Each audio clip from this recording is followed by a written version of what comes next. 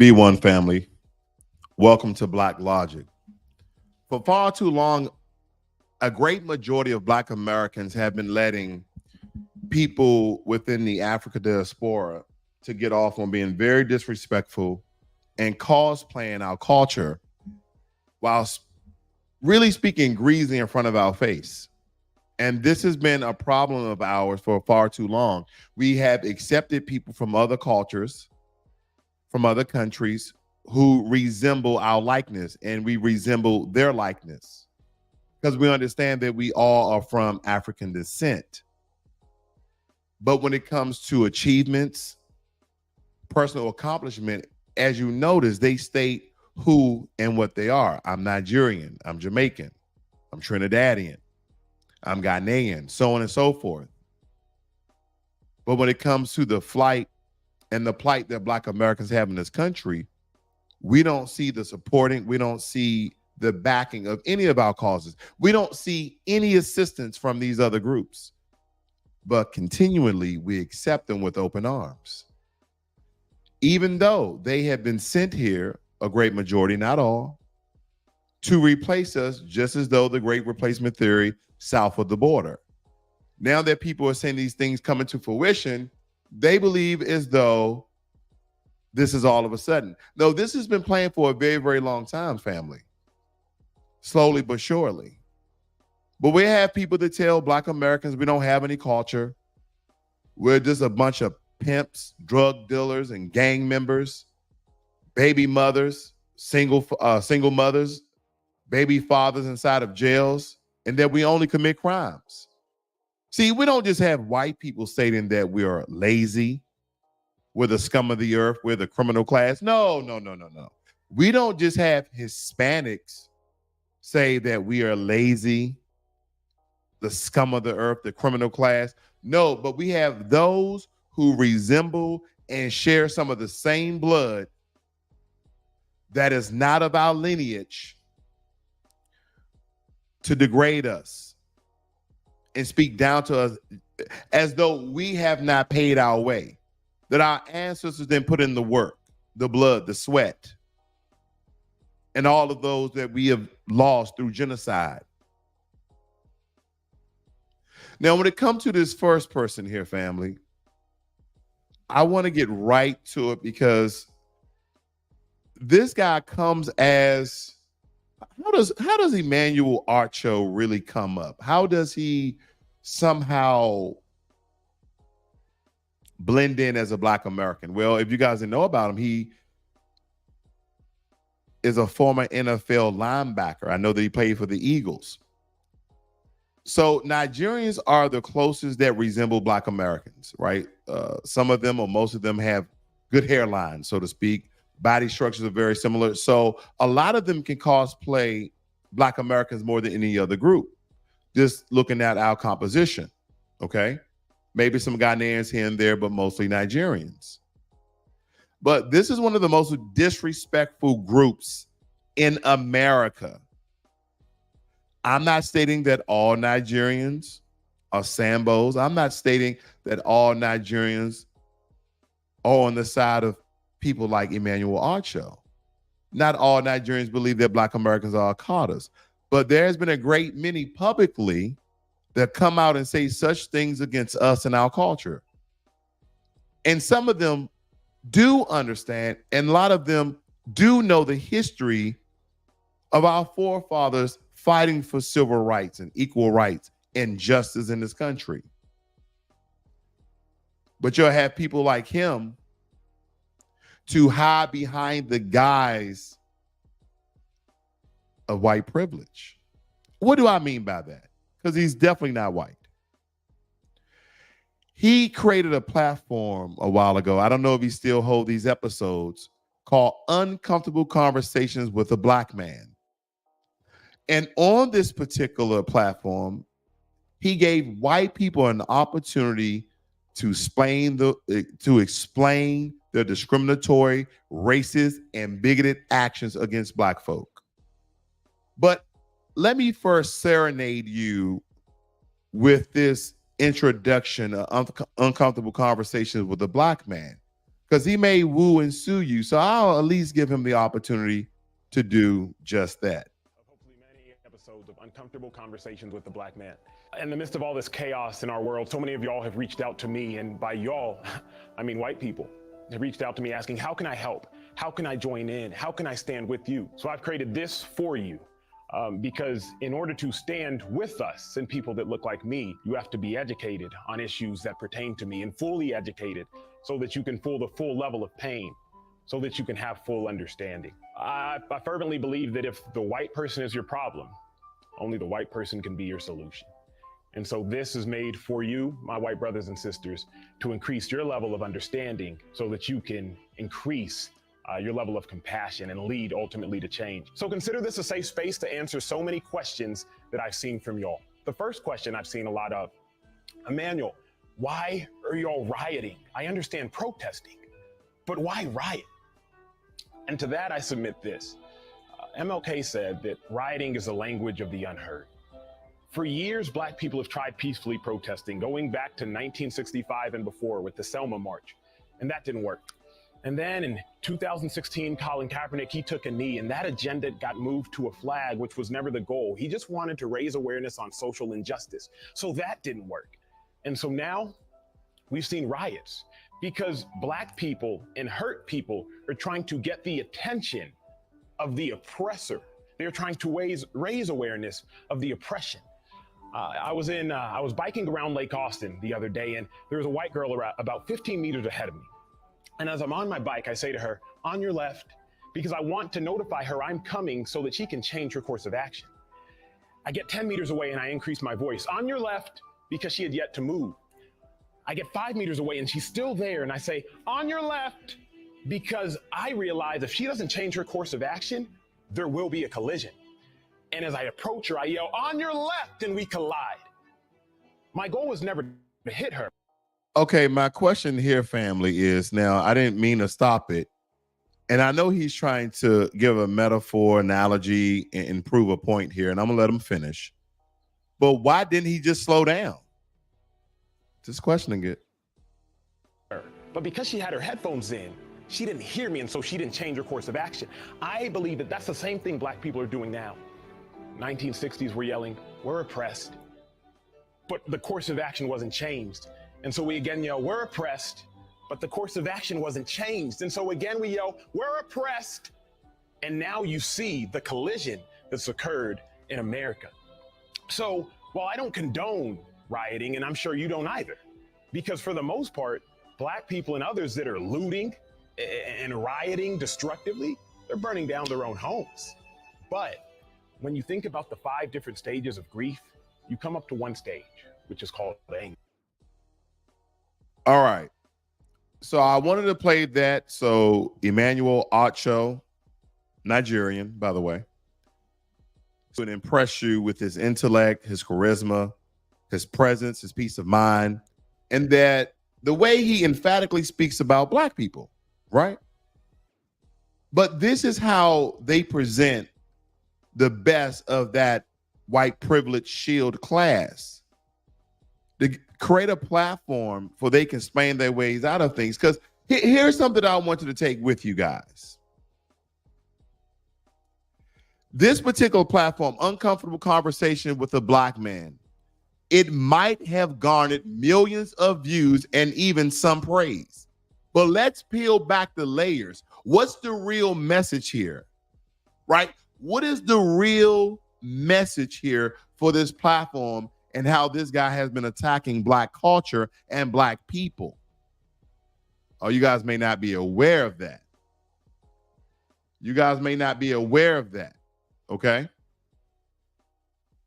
But see, his platform serves as a convenient stage for white folks to showcase their wokeness and without truly challenging their own biases. It's like giving a pat on the back to those who engage in performative allyship with letting them off the hook for their complicity and systematic racism. This is what he has done. He has serenaded the ears of Black Americans, all the while providing a platform for white people to spew their racist views and to give excuses on why they should not be judged by such. Because Acho's approach is simple. Let white people come on, explain their perspectives, and call it a day. But where's the accountability? He never checks them. He never takes it on the chin like he said about Angel Reese. He didn't do that. Where's the challenge to dismantle the structures that withhold white supremacy? Instead, it's a cozy chat followed by a round of applause from his predominantly white audience who go back to their lives unchanged, unaffected, and goddamn it, unchallenged to even think differently about black folk. Because on one hand, family, you got a racist, and on the second hand, you have a bigot. Which is worse? Which is worse? And let's not ignore the fact that Acho conveniently skirts around the issues of reparations for foundational Black Americans.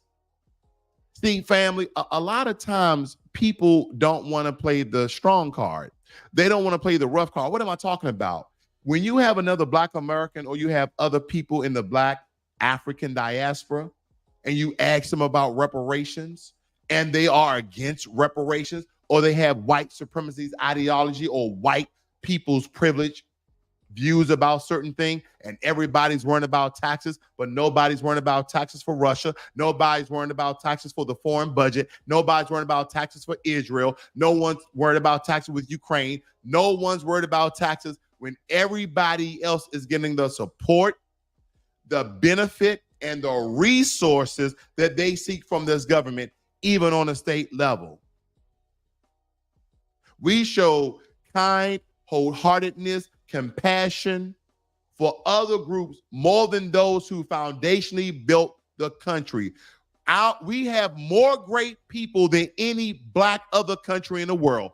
If you think it's divisive, then take it to the chin. We have more great Black Americans than any other Black group in the world. Prove me wrong. From our civil rights leaders, from our inventors, from our engineers, for everything that we have done, not just for America, family, but for the entire world. People are not going to like this. I know. Family, if you notice, I really lay hands off the whole African diaspora war and how other groups from the Caribbean, other groups from Africa view Black Americans. I've really been laying low on that, but not anymore. This is the one that I want to explode because I want you to listen to this, how he speaks in a vernacular, in a lexicon, the one that shakes your hands and stabs you in the back, so to speak. A gender-neutral, racially indifferent take. Now, if you want to say, well, Acho, cater your take based upon gender, Acho, cater your take based upon race, I will understand that. But I'm about to give a gender-neutral, racially indifferent take. Angel Reese, you can't be the big bad wolf, but then kind of cry like Courage the Cowardly Dog. Because if you want to act grown, which she has, if you want to get paid like you grown, which you are, if you want to talk to grown folks like you grown, which you did post-game when you told a coach for an opposing team, watch your mouth.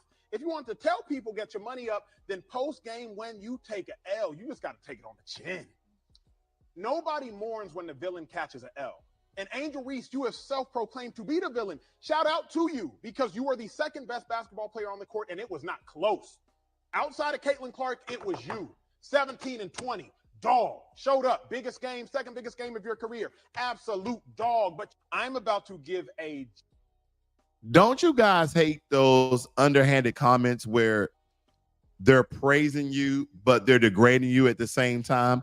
That's why I state, when you listen to Emanuel Acho, understand a couple of things here.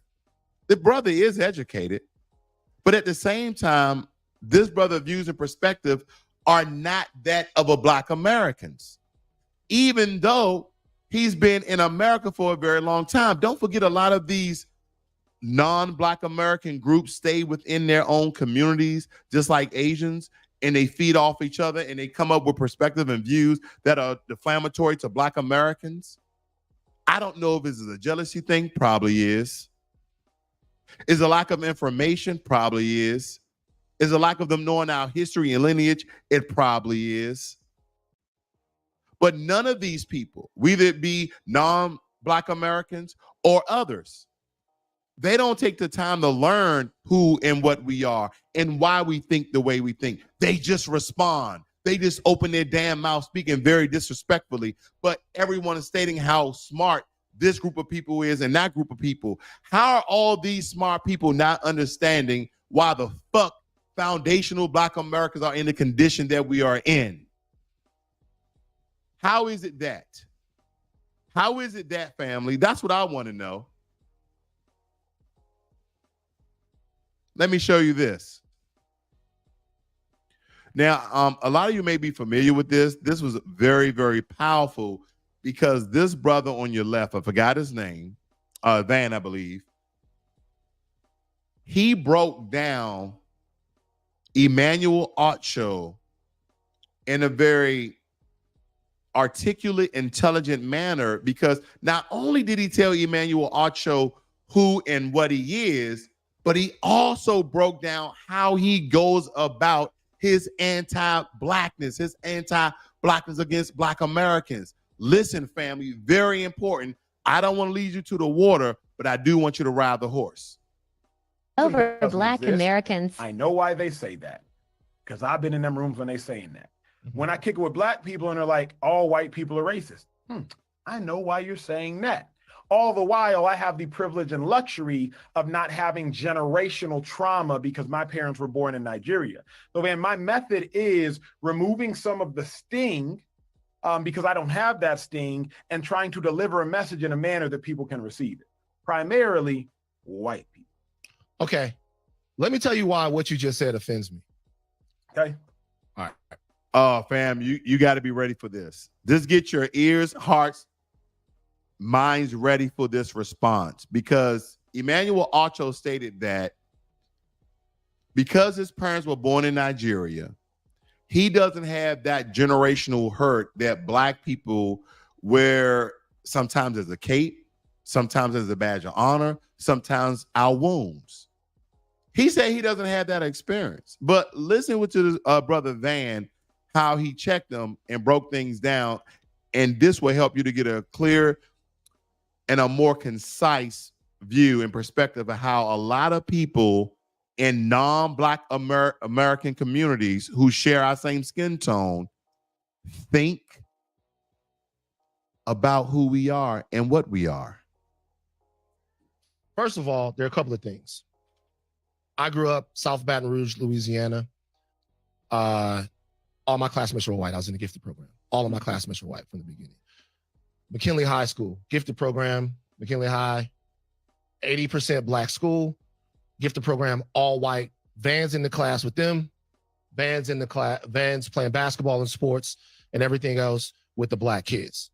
Mama from South Baton Rouge, all of that. I understand the being pulled between two worlds. I understand the having the insight into two worlds.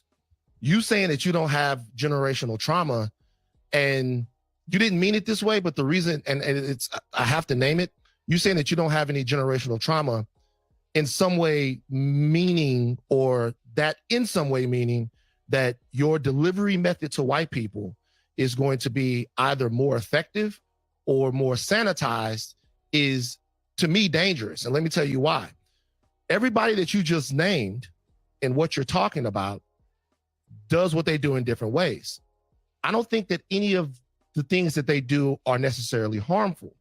But what I could say is a Black man, a prominent one, acting as an emotional butler for white people and serving them the most milquetoast, unspicy, unseasoned brand of racial discourse and accountability possible could definitely be harmful, because of what it does. I saw episodes where you were on there with Matthew McConaughey, and Matthew McConaughey out and out said, when will Black Lives Matter end? He goes, well, when is it going to be time for it to be over? But that's an outrageous question to ask at the time that he's sitting down with you. And it's an outrageous question to posit when we're going to be able to say all lives matter after everyone just watched George Floyd get his head blown off. I watched you also sit down with the police. Did you In say the- my response? in the conversation with the police that I watched you have, there was nothing tangible that addressed the systemic issues of policing that lead to unfair and deadly outcomes all over the country. It was about whether or not the police liked black people, whether or not they were nice to black people, and even, as I wrote it down, the police are human too. Emanuel, who gives a fuck? Like, we're fighting for our lives. And to me, having a conversation like that at that particular time, it's not that it's a different method. Everybody has a different method. Is that it's the wrong method, is that it gives cover for a lot of the issues that you're supposed to be discussing. Roger Goodell's on the show. I watched the whole interview with Roger Goodell. Roger Goodell is talking about Colin Kaepernick in the past tense. Colin Kaepernick right now is fighting to get back in the NFL. If the NFL cared about Colin Kaepernick or what was going on in his life, Roger Goodell could be an agent of change now. You get the opportunity to talk to him, and the fact that he's speaking about a man like that in the past tense is just simply never broached. And when I'm watching it, I know that you have the best of intentions. You're a good guy. My question is, what the fuck is the point of all this? Is it to make them feel better about all of these things that are going on? Like, for what? Like, why? Like, why are you talking to someone and there's zero call to action? It's just, now I'm going to go be a better person. It just don't work that way. Is this rhetorical or is it actually a question? Be answered. Nigga, is rhetorical. Ain't no response for that. Ain't no response for that. Man, let's call a spade a spade. His so-called brand of activism, Emanuel Acho, is more about appeasing white guilt than dismantling white supremacy. Can I say that again? Emanuel Acho's activism is more about appeasing white guilt than dismantling white supremacy. It's about making white folks feel comfortable with leaving black folks behind. That's what that's about. That's what this brother was talking about. The way he goes about speaking to white folk about black issue is dangerous because he's providing a platform for white voices to dominate the conversation on race. That's what people are not understanding. That is what the brother was stating, and it gives them a pass. No more passes, not for anyone. Anyone. I have white friends, Hispanic friends, African friends, but it really doesn't matter because those who are against foundational Black Americans, now I'm on, ooh, Lord. Let me back up. I just wanted to point that out, fam, because it is very powerful that we really, really be more on code with one another and start calling out this disrespect. Because again, he's providing a platform for white voices to dominate the conversation on race. And he effectively silences black voices and perpetuates the idea that only white perspectives matter. It's a form of erasure disguised as progress. Think about that. You're not having any other black person on the platform when these black people are so-called having an uncomfortable conversations with a black man. They're not having an uncomfortable conversation with a black man, not a black American man. You see, family, now let's throw in lineage. Now let's throw in, there's no pain, there's no suffering that he has been through. Constant years of racial profiling, being falsely accused and persecuted, even to this day. Not our ancestors, not our forefathers, but us. When you drive by the police, there's anxiety there. Where's that anxiety come from? You've never done anything wrong, or that people saw, but nonetheless, why is that anxiety there as though you are guilty? I mean, you pay your car note, you got your car insurance, you got your lights on, you use your blinker. But for some reason, a lot of black people that I ask, do you feel any different sort of energy when you see or drive by the police, 9 out of 10 say yes. So are we just making these things up? Absolutely not. Because we have brothers and sisters, aunts and uncles, cousins, nephews, so on and so forth, that have been harmed by race soldiers with badges. So we got to be very careful of non-Black Americans as well as Black Americans who use the guise of white acceptance by the way of privilege that doesn't share our same lineage, but shake our hands and stab us in our backs. I feel like Africans do get made fun of a lot. Like Yeah. in school, Yeah, growing up, definitely. I got made fun of a lot. Like I Mhm. got bullied for being African. That can also create the animosity Mhm. towards Yeah. Black Animosity, Americans that's because definitely the where- bullying, like your name and stuff. I'm not gonna lie, we didn't know no better. We joke on each other. It's a part of our culture to make fun of stuff that may be serious, but to make the light out of it. Because that's part of our culture, and Africans don't necessarily know that because obviously they have their own culture. So Mhm. they looking at it like, with more respect. yeah, they Right. looking at it as, oh, that's super disrespectful. When we looking Yeah. at it like, yo, it's just a joke. It's really not that deep. Yeah, Like, we'll hug it out Yeah. after a joke. Yeah, You just can't say SMD. That's it. Now, family, this is a part of the reasoning that a lot of African and Caribbean immigrants state this is the reason why they don't like Black Americans, because when they went to our schools, when they were young, we talked bad about them. And I'm like, we talk bad about everybody.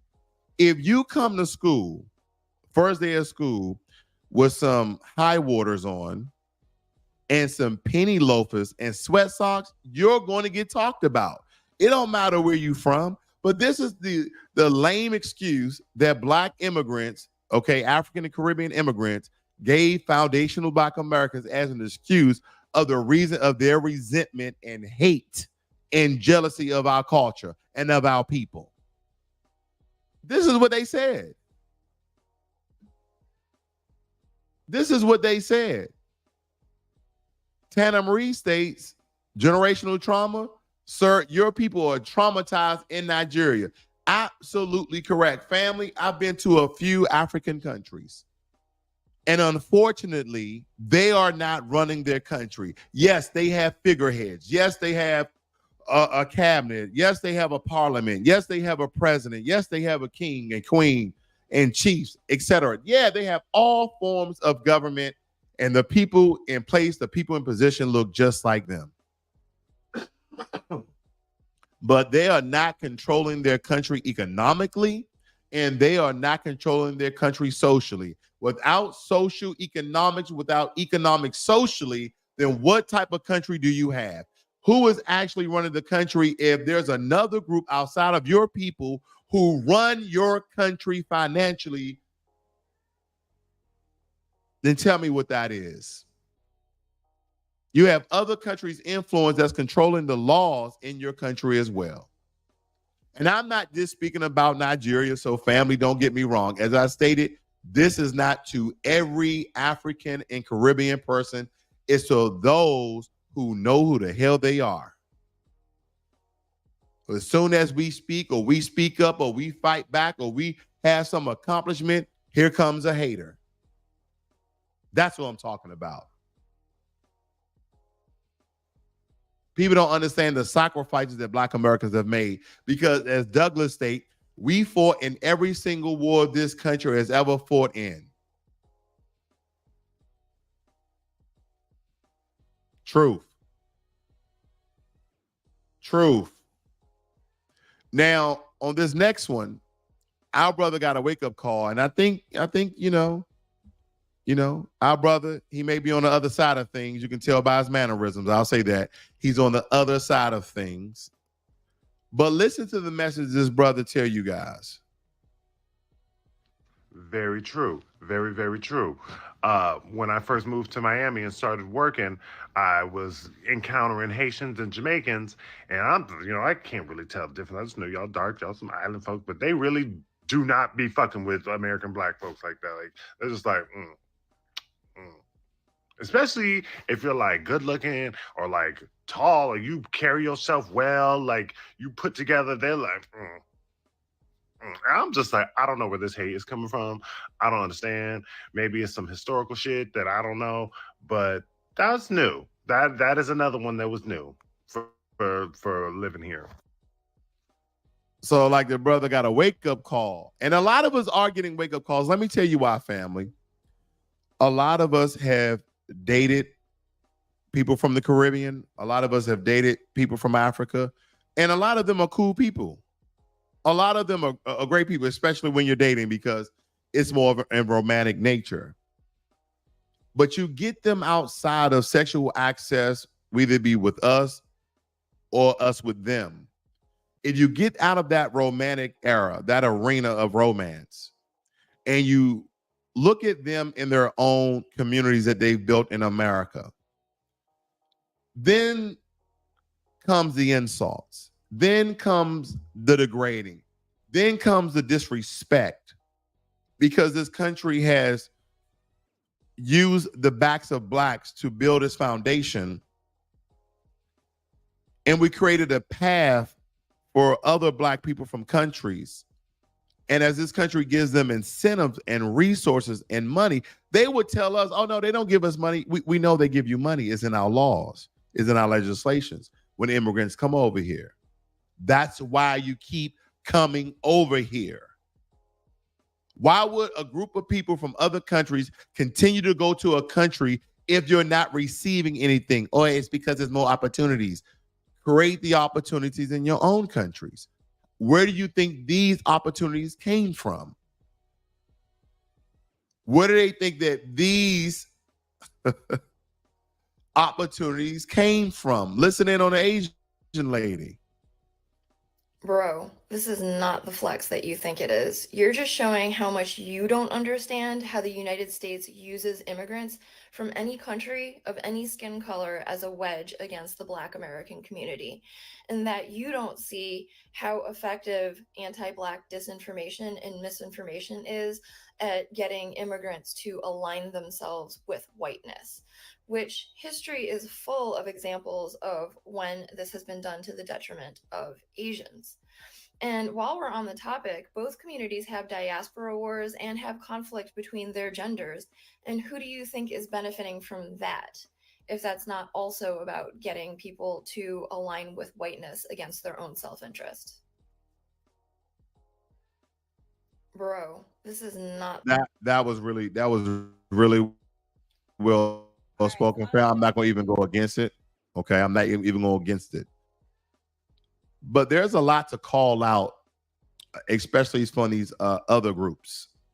But we're about to change gears here, family. We're about to change gear, and we're going to talk about Kai. I haven't been aware of Kai. I think I've became aware of him around a year and a half ago or something, and I'm pretty sure I saw him, but his material I didn't even pay attention to it because it looked very childish and kiddish.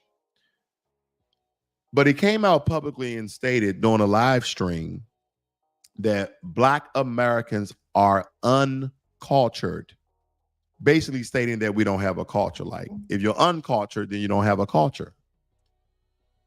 And he said this, what seems to be in a verbal dispute with one of his people in the live chat. He said something, but he went on a whole rant about this. And then I also have a video where he kind of explained his way, or try to explain his way, so he doesn't lose Black American viewers. But you know what? Let's go to that. Let's go to what he said on the live stream. Listen in. Cultured at all. Stop dick riding. I don't want to hear, like, when I'm asking general questions, are not cultured at all. Stop dick riding. I don't want to hear, like, when I'm asking general questions, I'm not asking y'all niggas. Stop dick riding. Y'all niggas is black. You're black. You're just black. Just be yourself and hit them with hey. Also, I just found the Anarchy hoodie yesterday. Can't wait. Finna resubscribe in a little W female viewer. Big 2 months December 9th. Thank you so much. Bro, you're just fully American. You're African American, bro. That's it. How was that see you in 30? That wasn't an insult. That was strictly, you're black. You're not Trinidadian. You're not Jamaican. You're not African. You're not, word. You're not Ghanaian. You're not Dominican. You're not Puerto Rican. You're not Cuban. You are American. I farted so loud. Now, family, this brother went on a whole tyrant about how Black Americans are uncultured. And a lot of people, of course, have been coming out against this. And there have been people from his particular group who have been splaining for him. I want you guys to listen to this very quickly.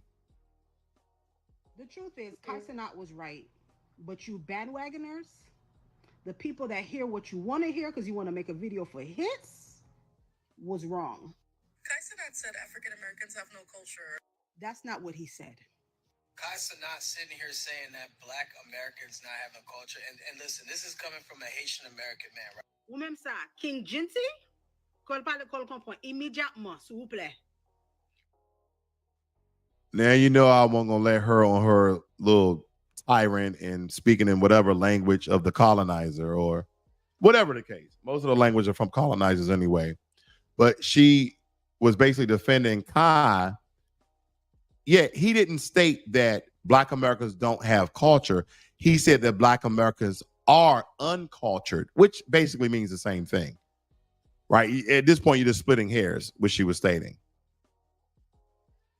That's what she was stating, family. So I have no idea why she was trying to explain for him. I have no idea. But Cenat had the audacity to spew out trash about us being uncultured. Did he just step out of a time machine from the 1800s? Because we are the culture. Because last time I checked, coming from him and his community, this ain't the era of misguided stereotypes and baseless generations. Black Americans are the culture. The way people talk, the way people walk, the way people do their hair, they got it from Black Americans. It's okay. Anytime people from other groups achieve, accomplish, invent, we give them praise, but we don't hate. We either give them praise or we ignore it, but we don't hate. Man, hey, man, good job, man. Good looking out for your people. That's who we are, and that's what we are. But when we tell people the things that we have done, when we tell people the things that we do, then there's a problem. Let's break it down for a second. Cenat, right? He's not a Black American. His family is from Trinidad or Jamaica or something like that. And that's cool, right? Diversity makes the world spicy. But don't you dare come at Black Americans with being uncultured nonsense. And yeah, I know you kind of retracted your statements, but I'm still going to touch on it. Because you benefit, you profit, your very platform, hip hop, the sort of persona that you're giving your audience is Black American culture. You're out here sipping on the very essence of Black American culture like it's your morning cup of coffee. No. A lot of Black immigrants in America would not be successful without Black Americans because we're the ones who have and who is creating opportunities for people in general, even to our detriment, because we believe if we create opportunities, if we believe we pound the pavement, if we believe we lobby, if we believe that we can create and change laws, that it will better Black America. But what happens is, because we live in a system of white supremacy, it benefits more non-Black people than it does Black. We've learned a lot of not mentioning Black Americans in legislation. We've learned a lot. That very phrase, oh, but it will address the majority of your population because the way that it's written. No, no, no, and no. Everybody else gets their name in the paper. When the Asian Americans got a anti-hate crime bill, they said Asian Americans and Pacific Islanders. That's who got it. That's who got it. When Barack Obama gave a million acres of land to a Native American Indian tribe, he named that particular Indian tribe. When Barack Obama and Joe Biden gave the Holocaust survivors millions of dollars so they can live a better life here in America, did they just say the people? No, they explicitly and specifically named Holocaust survivors of Jewish descent. Because if you want to talk culture, Kai, let's talk about how you're dressing like a Black American, talking like one of us, making bank off of hip hop, which last time I checked is a Black American as it get, as well as country, as well as rock and roll, R&B, the blues, you name it. But yeah, Black American culture doesn't exist, or Black Americans are uncultured, even though they are the culture. I guess the joke's on us, right? Because when we look about family, when we think about culture, right? Culture ain't just about entertaining people. It's about much more than that. It's about family. What have your people done? What groundwork have your people done? That celebrity form that Black Americans have created an integrity of the things that we have achieved. What have our people done? We've innovated, we created, we've invented things.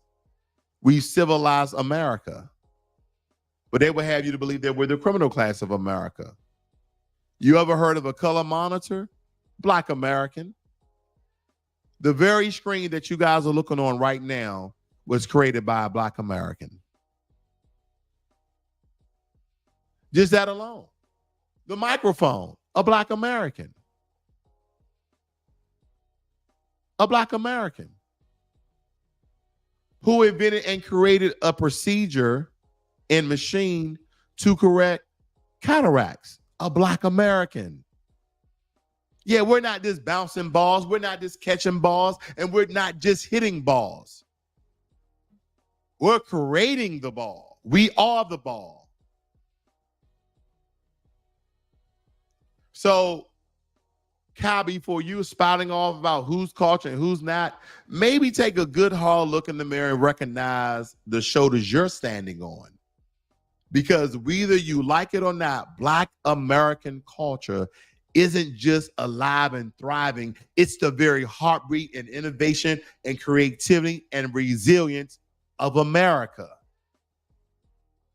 Know who the hell you're talking to. Because you're not talking to us. You're not talking to us, Kai. This is why. James Edward West. This is why. This is why. A Black American inventor who co-invented the condenser microphone. Without this gentleman, I wouldn't have the opportunity to speak inside of this microphone. Let's move on because we're so uncultured. Yeah. You can take the LeBron James, the Michael Jordans, right? You can take all our great football players. Yeah, entertainment, rap stars, all the way. No, let's talk about culture because I have an important question for any non-foundational Black American who hate on us simply because who we are. Simply because we're fighting for what's right for ours in reparations, and you're against it because you came over this country so-called with nothing, but the American government gave you subsidies and resources and benefits and checks to help you along the way. But now you're a doctor, you're a lawyer, and your family, that's the only thing they were raised, and you have this tradition, and you have this culture, and blah, blah, blah, blah, blah. But you come over here and speak out against us, but you don't even know who the fuck we are. This is who we are. We're the ones who created the microphone, the very microphone that you use on your cell phone the very microphone that you use separately from your computer, the very microphone that's embedded in your laptop. Shout out to Foundational Black Americans. Louis Latimer, who created the light bulb. He created the very filament within the light bulb. And matter of fact, let's go check this out. We're enslaved. We still, black people, have over 50,000 patents. We created almost everything in the house. The modern refrigerator, the modern toilet, the modern doorknob was created by Foundational Black Americans. The light bulb. When they try to say that a black person helped a white person, that means the black person did it himself. That's a fact. The light bulb. Now he goes on more about the light bulb. Shout out to our brother Tariq. It states here, if you look very above, family, it says black people invented everything. They really believe this, the level of delusion. Yeah, we didn't invent everything, but man, we sure did invent a whole hell of a lot. We sure have invented a whole hell of a lot, family, and they don't like it. Let me move on. Now, this is going to hit home for a lot of you who know about Black Logic. I love shouting out a lot of our greats that people may not be aware of. Emmett McHenry. Why is this young man so important to Foundational Black Americans? Why is this young man so important to the internet? You know why? Because he's the one who invented the internet. He's the one who invented the internet. What about our sister Patricia Bath? What about our sister Patricia Bath, family? Discovered and invented a new device and technique for cataract surgery known as laser phaco. It states that Dr. Bath was the first woman ophthalmologist to be appointed to the faculty of the University of California at Los Angeles School of Medicine. That's what our people do. Another Foundational Black American. She paved the way for people to get corrective eye surgery, LASIK surgery. She paved the way by creating another one. This is Black Americans being uncultured, right? Marion Van Brown, another one of our sisters. What did she create? She invented the first home security system. This is our sister right here, Marion Van Brown, another Foundational Black American. Now, this is the one I love. There's a movie out there, family, that's on Vivian Thomas. Now, this brother right here, very intelligent, very humble brother, because he went about things in a very charismatic way. He knew his position. He knew his intelligence. He knew that he would never get the recognition, but he will forever be in our history books as one of the great medical doctors that this world has ever seen, that this world has ever known of. I'm going to read a little bit of this, family. I have to. This is one of my icons, okay? I never wanted to be a medical doctor, but this is one of my icons. Vivian Thomas? Are you kidding me? Foundational Black American? Cultured as hell? Dr. Vivian Thomas was born in Lake Providence, Louisiana in 1910, the grandson of a slave. Vivian Thomas attended Pearl High School in Nashville and graduated with honors in 1929. In the wake of the stock market crash in October, he secured a job as a laboratory assistant in 1930 with Dr. Alfred Blaylock at Vanderbilt University. Okay? They go on about the research and the work that they entwine themselves in. The work later evolved into research on Crust syndrome and saved the lives of thousands of soldiers on the battlefields of World War II. This is one of the things that Vivian Thomas, under this other doctor, was working on. It stated that Blaylock and Thomas began experimental work in vascular and cardiac surgery to find medical taboos against operating upon the heart. It was this work that laid the foundation for the revolutionary lifestyle surgery that were to perform at Johns Hopkins a decade later. By 1940, the work Blaylock had done with Thomas placed him at the forefront of American surgery. And when he was offered the position of chief of surgery at his alma mater, Johns Hopkins, in 1941, he requested that Thomas accompany him. So in 1943, while pursuing his shock research, Blaylock was approached by a renowned pediatric cardiologist, Dr. Helen Toss. I'm messing up all these words, family. So I'm going to try to get through this as painless as possible. Who was seeking a surgical solution to a complex and fatal 4-part heart anomaly called that right there, also known as blue baby syndrome. Okay, blueberry syndrome. It stated that Thomas was charged with the task of first creating a blue baby-like condition, a cyanosis, in a dog, then correctly conditioned by means of the pulmonary to subclavian autonomous in nearly 2 years of laboratory work. Long story short, they tested all these things on these dogs with the blue baby syndrome just so he can reverse the procedure and fix it. So during the first procedure in 1944, Thomas stood on a step stool behind Blaylock, coaching him through the procedure. So Vivian Thomas was coaching Dr. Blaylock, the white doctor, through a procedure. And family, Vivian Thomas never became a medical doctor. They wouldn't allow it during this time. And it stated that Thomas received no mention, and in Blaylock's writings, he was never credited for his role. And he done all these great things, family, and never got the recognition. But we recognize him for his great work and his life-saving techniques. Moses West. Moses West, family. One of our present-day inventors who has sacrificed so much for foundational Black Americans. He went to Flint, Michigan. He went to Jackson, Mississippi, to name a couple, to provide potable drinking water. How did he do that? Did he go to the nearest Walmart? Did he go to the nearest Walmart and buy hundreds of bottles of water? Did he go to Kroger, Food Lion, Safeway, Albertson? Where did he go? He created the atmospheric water generator.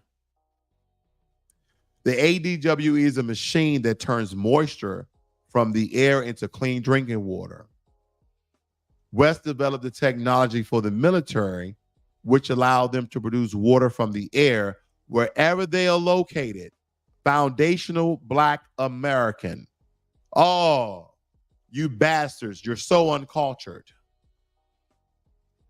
West Machine uses mechanical techniques to efficiently pull moisture out of the air, consuming less energy than pulling water from the ground. His goal is to provide clean, affordable drinking water to people in need.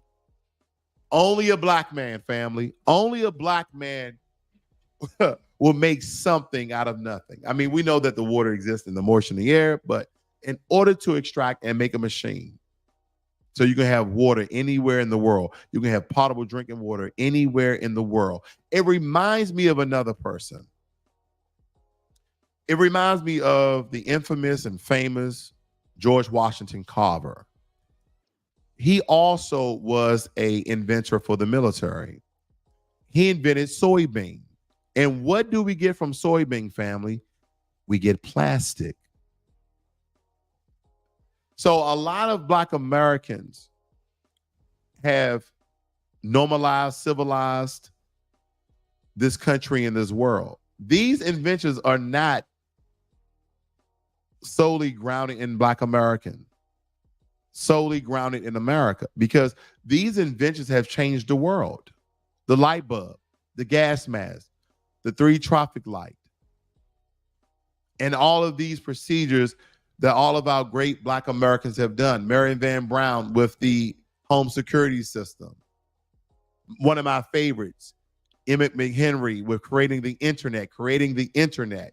Mark Dean, our brother Mark Dean, who worked for IBM, who created the color printer. And the list goes on and on and on of all the innovative technology and creativity that we've done with limited resources, being oppressed, being left behind.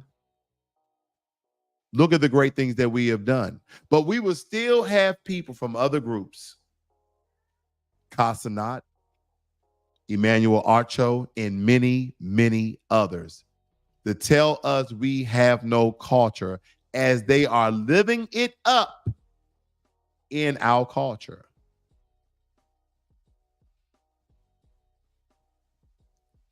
And not knowing who the hell we are.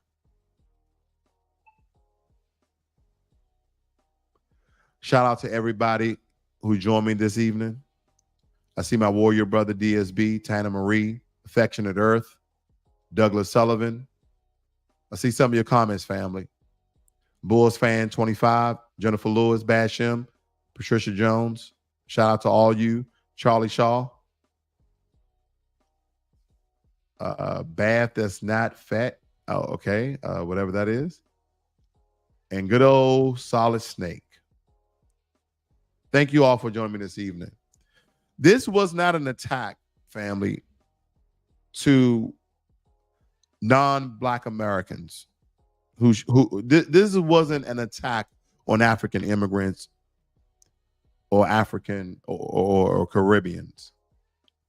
This will call out the Sambos and Coons within their community who have these platforms or who have this influence and positions where they seem as though that they are on top and they can speak down to us as a group. Some of them know who we are, so that it's been straight disrespectful and undermining of who and what we are and what we have done. And I'm not calling for any further friction. I'm calling for the disrespect to stop.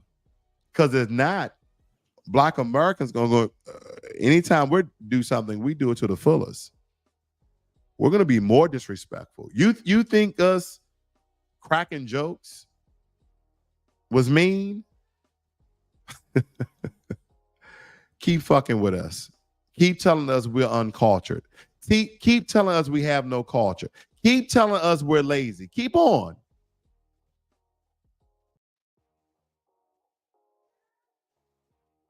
I dare you. Let this shit keep going on and see how Black Americans respond. This is not a threat. This is not a warning. I'm just stating caution. Proceed with caution. Be one.